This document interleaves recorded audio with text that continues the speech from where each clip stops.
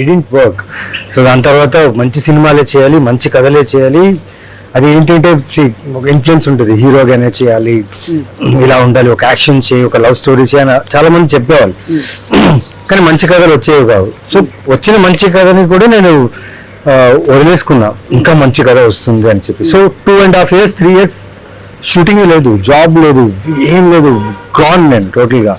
ఇంకా వెనక్కి వెళ్ళిపోవారా అని చెప్పే స్టేజ్ దాకా అంటే ఆలోచించాను, ఏంట్రా ఏంటి పరిస్థితి, ఇక్కడ దాకా వచ్చి ఇంతవరకు చేసి పేరు గుర్తింపు వచ్చింది, కానీ ఇప్పుడు సినిమాలు లేవేంటి. ఆల్మోస్ట్ 2.5 years అండి, పిచ్చెక్కిపోయింది నాకు.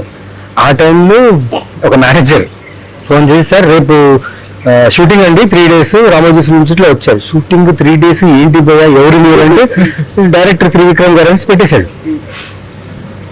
దాని తర్వాత కాల్ కలిసి నేనేం లైక్ తీసుకున్నా, ఎవరు చేసి ఉంటారు అనేసి. ఆ సినిమా మిస్ అయ్యేదండి, నేను చేయనని చెప్పేసి పెట్టే